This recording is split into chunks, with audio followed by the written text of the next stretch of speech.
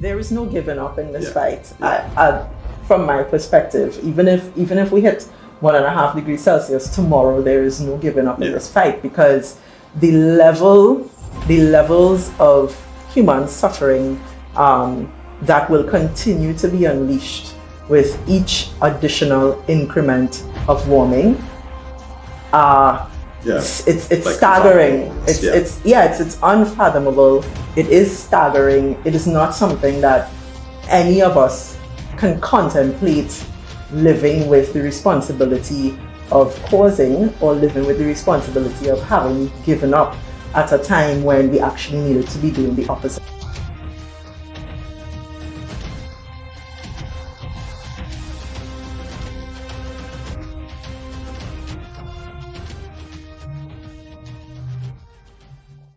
Hello, folks. This is Chike. I'm really excited to be here for another episode of our new podcast, Sustainability in the Global South. And I have a really fun guest today, Rueanna Haynes. I'm so excited to chat with you. Welcome. Thank you. Hello. Yes, hello. Well, we've been having a good time talking about a whole bunch of stuff before we got started. But we are going to cover this season. We like to explore topics related to, what's happening in our parts of the world. Caribbean, Latin America, Africa, as it pertains to sustainability. I'm really interested in telling the stories of people who are in their own ways taking up the charge and, taking up the mantle to, create tangible change around sustainability. So really excited to talk a little bit more about your story and org-led change and some of those things. So we'll dive in. We'll get into a little bit of your origin story in a second, but why don't you share with folks what you do in the, climate and sustainability space? Sure. Thank you, Chike. It's a real pleasure to be here. So I'm the director of an organization called Climate Analytics Caribbean. It's the Caribbean branch of a global think tank, Climate Policy Institute, that is focused on bringing cutting edge science and policy analysis to this whole issue of climate change, and limiting, really with a view to limiting warming to within 1.5 degrees Celsius and preserving the planet for present and future generations. So it's a big mission.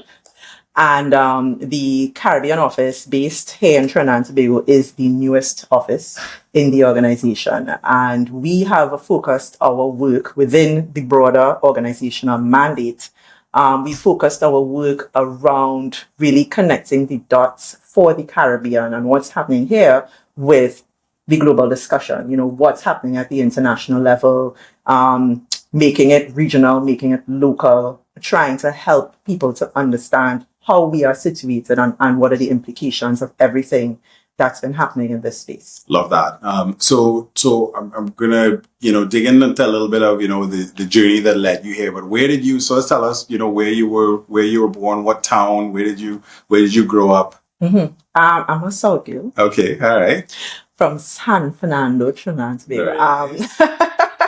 Right. So I'm from the south of Trinidad. That's where I was, born and raised, convent girl, St. Joseph's Convent, San Fernando, in terms of high school, and also the University of the West Indies would have been my education journey, starting here in St. Augustine and then also at the Barbados Cave Hill campus. Okay. I studied law. Okay. Oh, so I was just going to ask, because I always love to find out, did you, study what you ended up doing, or did you kind of take a little spin? So clearly you took a little spin. So tell us a little bit about that. So you're studying law. Where did the change and evolution start happening? I wouldn't call it a change. I would call it, what would I call it? I would call it maybe something more like an alchemy. Okay, all right.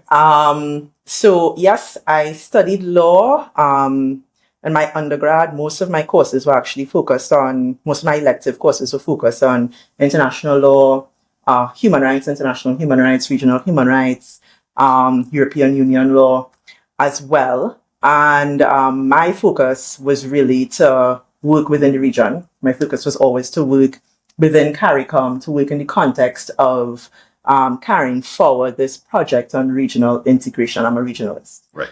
And so when I was done with undergrad and then law school back in Trinidad, I wanted to go into foreign policy work, because I saw that would have been the most productive sort of angle for what I wanted to do.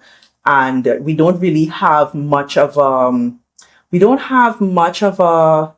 I would say a practice here in the region of international law, so to speak. So if you want to do things in the international law realm, you really have to find a policy angle, and it's usually through government. So I went into the Ministry of Foreign Affairs, really focused on, okay, I want to work on CARICOM and CARICOM related issues. It didn't work out like that. I ended up in the multilateral division working on environmental issues. I see. Okay. Yes. And so I guess that's where the alchemy began.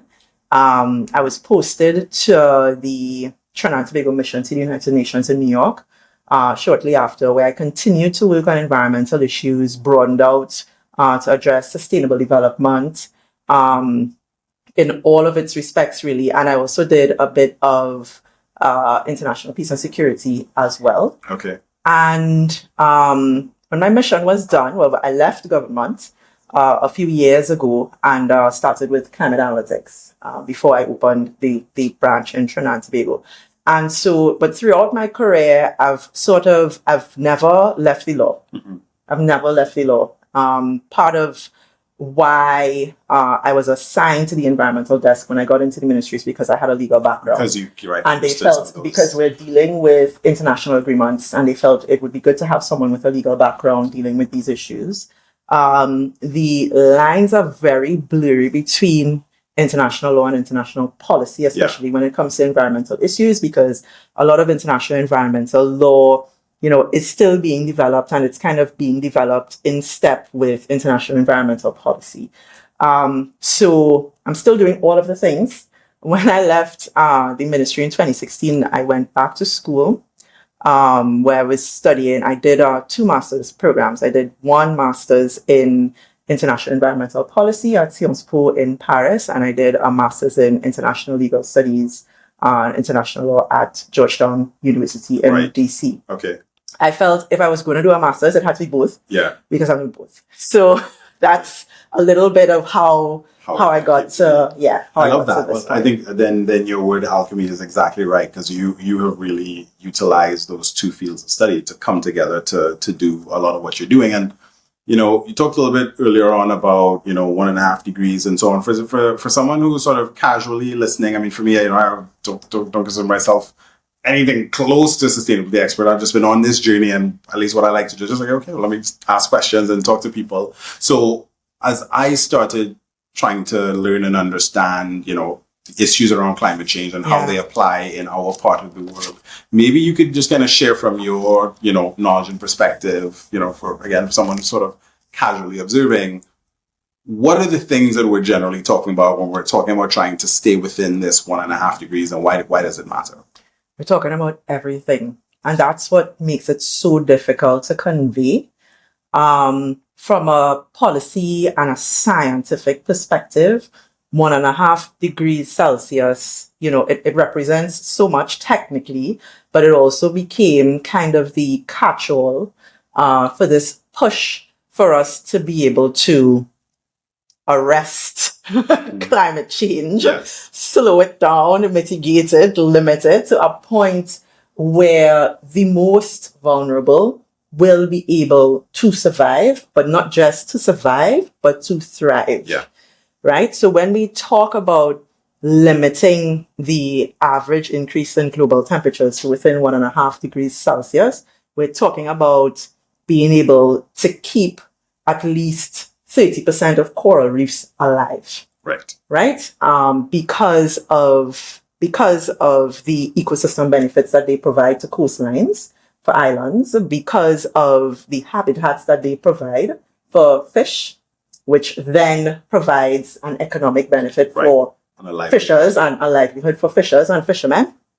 And so that's one of the things, at least. We're talking about being able to ensure that even with that level of increase, where we know we will be experiencing more extreme weather events, we're talking about a level where we might be able to adapt. Yes. So I think most of us in the region remember Hurricane Dorian in 2017. Hurricane Dorian is I think, what they call kind of a once in a 100 years event, right? We have up to category 5 in hurricanes. We know what that looks like. Yeah. We know how it develops. We have warning systems that can tell us. If the categories went beyond 5, that's somewhere where we would have to place Dorian. But they don't. So that storm started across the Atlantic as a category 1, category 2, suddenly turned into a category 5 storm very, very, very late in the game. Yeah. And then proceeded to unleash the worst of that category 5 energy in one place for more than 30 hours. It is unheard of. Absolutely unheard of. So what we understand with the warming of the temperatures comes the warming of the seas, which is providing the energy for these types of storms, and they will become more frequent. Limiting warming to within 1.5 degrees Celsius means we will have less of those to deal with. It doesn't even mean we will have none of those to deal with, because even with warming, we're now at warming of about 1, 1.1, 1.2. Right? We have these things to deal with. We're seeing all of the things. We're seeing all of the things. Right. So it's really about a limit that will allow for the most vulnerable societies to be able to survive and thrive, providing the conditions where we will be able to scientifically and technologically cope. Right. That's what we're talking about. That's super helpful. Now, one of the things that we've been kind of trying to do and build at Sustain You is just recently recording a, Intro to Sustainability, mini chapter around environmental, social, and governance principles and kind of why it matters. And so we often try to talk to organizations about these things. And, you have the organization, you have the individual, you have the country, and different people sort of react to, what am I supposed to do? How should I think about this? You talked, as you were just describing, about the ability to adapt.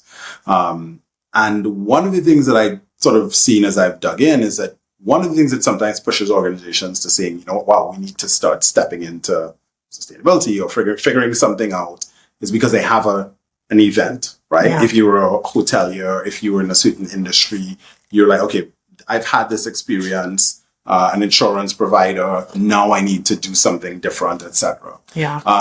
But for some people, they're not kind of sure how it applies to them, how to get started. So I'm curious about sort of adaptation in a Caribbean or Global South context. Mm-hmm. The bill is supposed to be very high in terms of what we are going to have to spend, what we have been spending, or what we're going to have to spend. As organizations try to wrap their minds around this, can you maybe just share some of how leaders can start thinking about the steps that they can start taking that are within their span of control? Yeah, within their span of control, I think is key. When it comes to adaptation, different players have different types of responsibility. So the first thing that needs to happen usually is there needs to be the appropriate policy environment in place, and only governments can see to that. Of course, with input from all stakeholders, but that really is the role and the responsibility of the government. The types of policy arrangements that needs to be in place for appropriate adaptation require data, technology for modeling, and long-term planning. So long-term development planning. So it's most governments do planning cycles, maybe according to election cycles every 5 years or so. Adaptation planning and the type of adaptation planning we all need to do has to be much further. It has to be much further, but it also has to be really, really very, very rooted in the evidence base. And you really have to have the data in order to make sure that you are making the right decisions.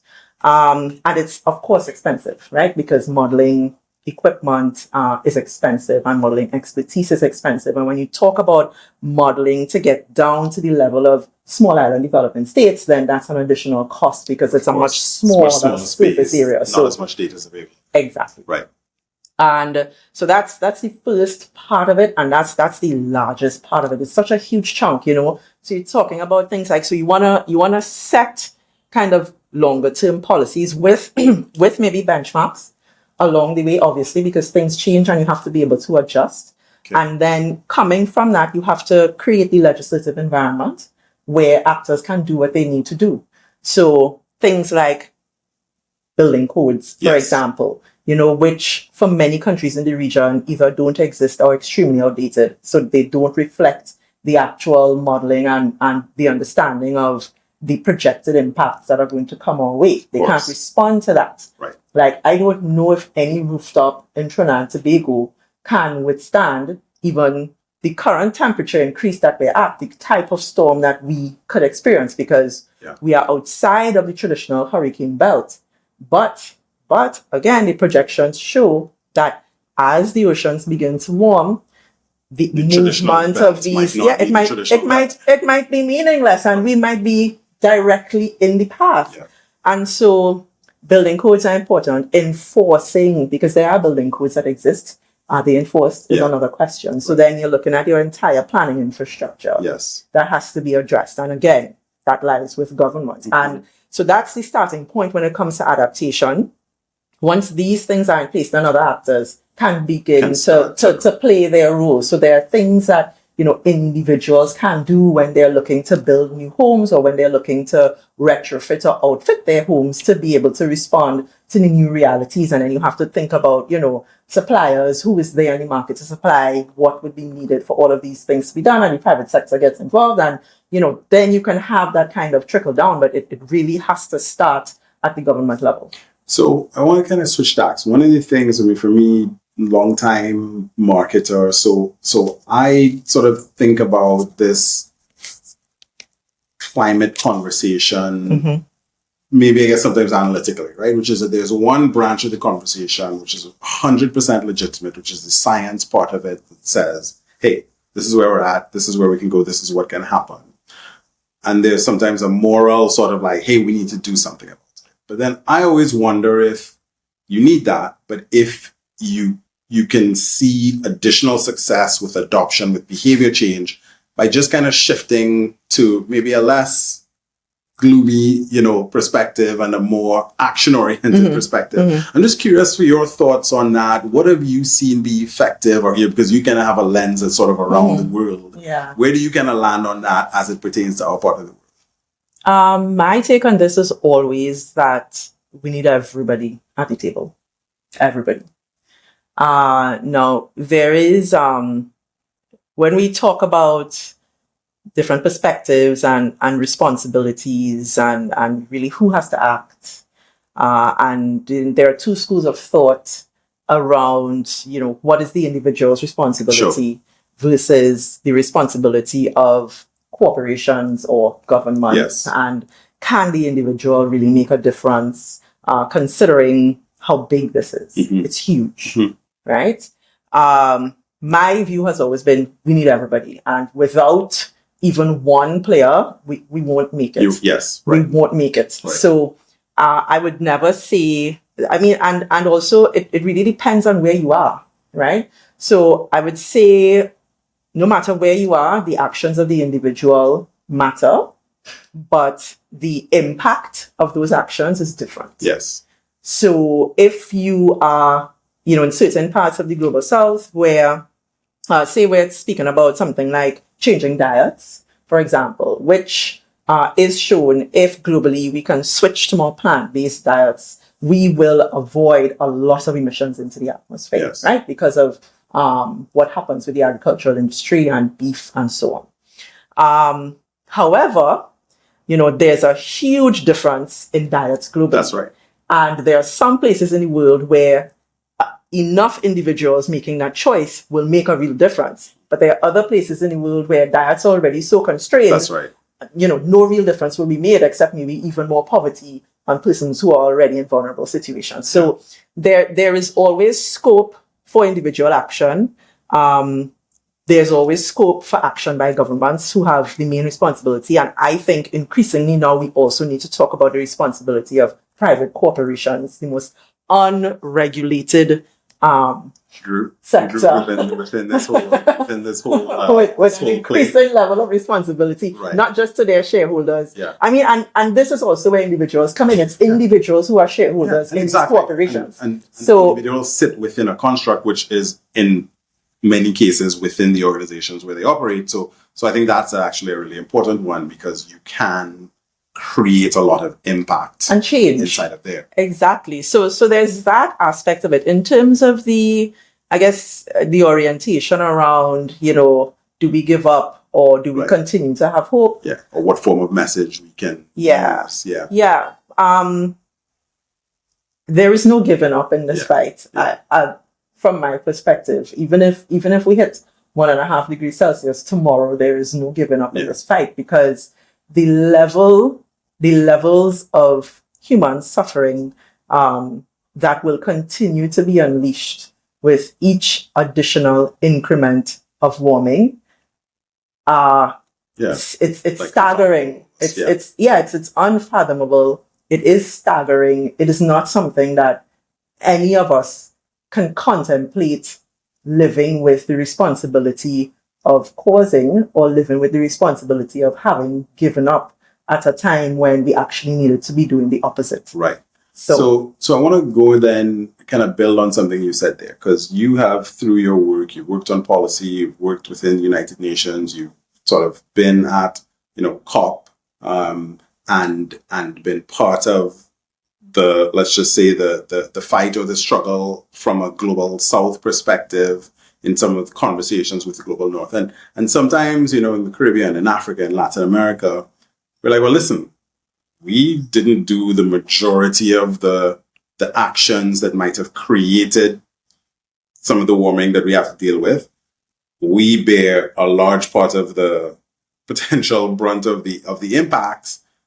We need someone else now to step up, right? And obviously there's a lot of merit to that, but there's also, I guess, in my mind, a lot that we can take ownership of ourselves. But I'm curious, how you see that sort of well, we didn't do it, so maybe we need to just chill and let somebody else deal with it part. I mean, as you talked about the fight and the conversations you have, what is that dialogue like in terms of the balance for us in this part of the world versus other parts of the world?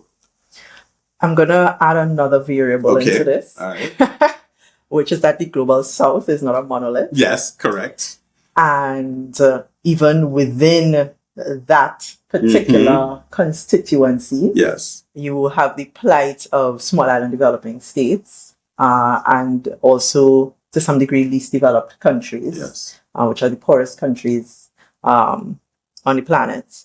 And that plight is qualitatively quite different from the plight of other larger members of the global South. True. And so this is not to say that we do not have a lot in common. We do. Yeah. And as far as that argument around historical responsibility goes, it is a legitimate argument. If we look at scientifically, the bulk of global emissions since the pre-industrial era or the industrial era, which is when we start counting, it's come from the global North. If we add onto that the lens of how that wealth was generated and where that wealth came from to promote the Industrial Revolution, we see, the roots of slavery and exploitation. 100%. Right? So it's a lot of what has brought us to this point. Climate change in terms of global warming was really, really at the expense of, in many, many, many, many ways, the global South. And now we are also the ones on the front lines of the impacts. So the argument that those who funded their society's development and control of resources that they continue to exploit should be the ones taking the lead is legitimate, Right. and it is morally correct. With that said, that argument does not then equal an attitude in the global south where it means we don't have to do anything. Right? Because even if you think about global supply chains now, if you think about the way the international economic order is structured, a lot of the emissions that have been caused by the activities of the global north have now been exported to countries in the global south. Absolutely. Right? So it's the same supply chain. It's just situated somewhere else. So it means then that there is also a responsibility to act, even in the countries that are feeling the brunt, even in countries that didn't cause the problem. And there's one very troubling aspect of that argument for me personally, which is this notion that development equals pollution. Yeah. So, and the right to develop equals the right to pollute. I think that will land all of us going to hell in a handbasket, right? It will not get us anywhere. I think that's really the key of what we have to change and transform, that notion that in order to develop, it means I need space to pollute. Be able to do whatever. Yeah. No, well, specifically to pollute, that there is only one pathway to development, and it involves extractive industry, and it involves burning fossil fuels, and it involves concrete, and it involves emissions. It doesn't need to. And we have the technology in order to be able to shift that, and the shift has begun.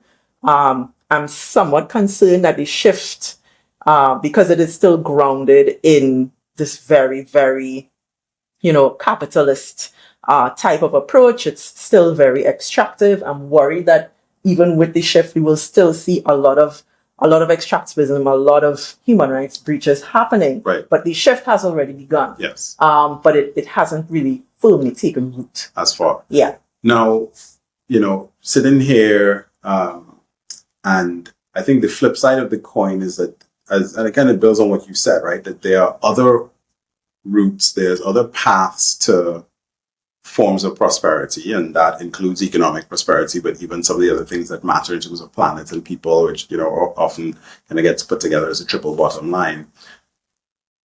What are some of the opportunities that you see? If I'm an organization, I'm a startup, I'm an innovator, and there's all these challenges around climate impacts for, my part of the world. Let's start with the Caribbean, where we are and are from.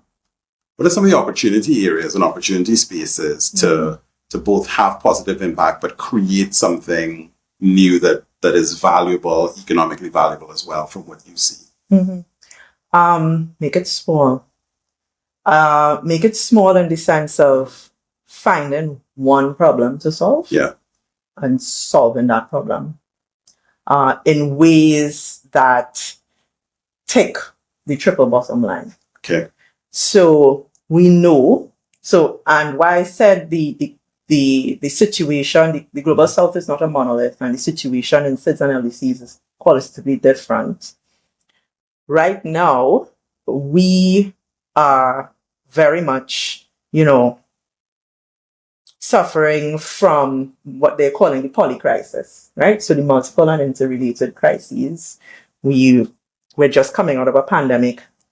None of us have recovered. The economies haven't recovered anywhere. There are wars happening. And there's an energy crisis as well. Fossil fuel energy crisis as well happening. And we also have climate change. Climate change, and one of my colleagues puts this very well. She says climate change is our threat multiplier. Yeah. So all of the risks that are posed by all of these crises for economies that are usually based on only one major sector, so they're vulnerable from the start. Right. You have a single sector economy, right? You live in a place where it will only take one hurricane to throw you back to 1975, right? And you have all of these different crises happening at the same time. You don't have access to markets. You don't have access to capital. It's expensive to invest. All of these things. Insurance are fleeing. All of these things. Yes. Right? And then you have climate change. Yeah. So there's so many problems. And coming out of this experience, there's so much we have learned that we haven't really yet digested. So for me, when I say start small and pick one problem, I'm thinking about, and I just got off a call today with some colleagues from Grenada who were talking about, the fact that because after their last major hurricane, it decimated their agricultural industry. Coming out of that, and that's 10 years now, coming out of that, they pivoted into tourism, again, single sector. Sure. But it meant that when COVID hit, tourism routes disrupted. They couldn't import food. It meant they couldn't feed themselves. Mm-hmm. So issues like that, like one issue, so the question is, how does a small country feed itself in the context of disaster or after disaster? Right. And what are the supply chains that need to be put in place in order to be able to ensure that an industry can be developed that can sustain itself? Yeah. So I would say if I were looking to do a startup, a type of social enterprise, that was trying to solve some of these big problems, you start small. Yeah. And go from there. I love that. So as we wrap, you've had this amazing journey and this ability to see kind of broadly across the world, right? And building on that idea of, starting small, but I think one of your other ideas earlier on that I took something from is kind of taking responsibility. What gives you cause for optimism? Against this crazy backdrop that we face, what gives you cause for optimism around our collective ability to arrest the slide and turn this around? I believe in the resilience of our people.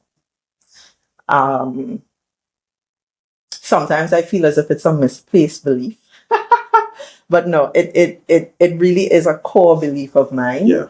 When I think about everything that happened historically to bring us here in this present moment, when I think about, the type of resilience that is coded into the DNA of our ancestors, we collectively are the descendants of the ones who survived every hardship.